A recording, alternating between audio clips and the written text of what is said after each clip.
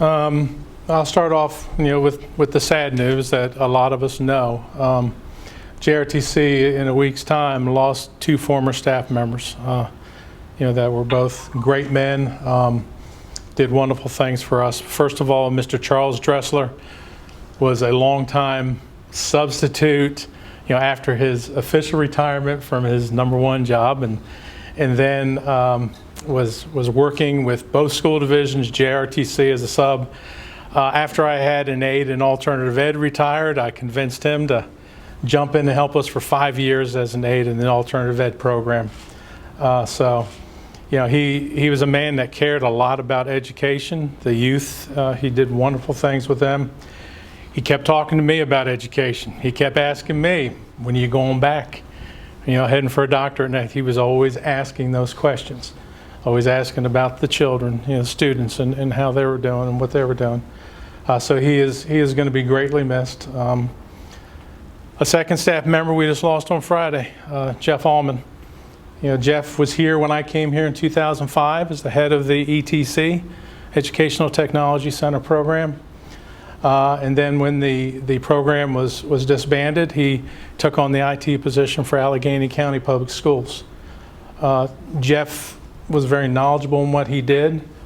Jeff was a great man. He was, I don't think anybody's going to say a bad thing about him. He was always very respectful and dignified with everything he did. And he is going to be greatly missed by us professionally and personally. It's sad that in a short period of time we lost two great guys. But I did want to recognize them and their accomplishments and everything that they did for Jackson River Technical Center. All right, moving on. As far as a report, we had a lot of vacation time, or not a lot, but those couple weeks worth of vacation time and virtual times basically since we've been here. So we're just getting back into in-person student attendance, working our AB schedule currently. We have our Allegheny students here officially.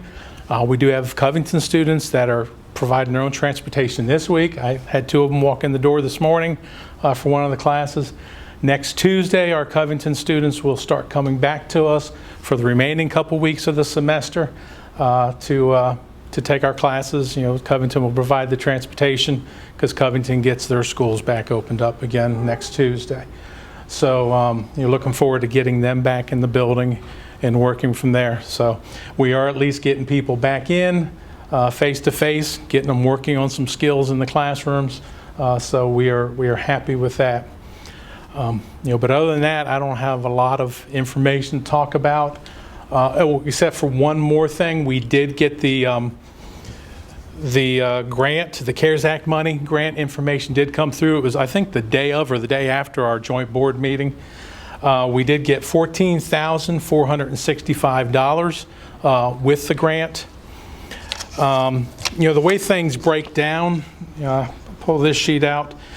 With the regional schools, you have governor schools, you have the regional CTE centers like we are, and you have alternative education centers. The governor schools, out of that, I think it was $300,000, got $64,721.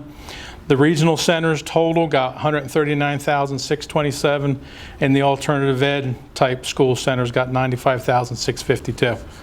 So they spread it out. I was talking before, it was going to be somewhere near $15,000 or no, $12,000 if everybody got the same amount, if everybody applied.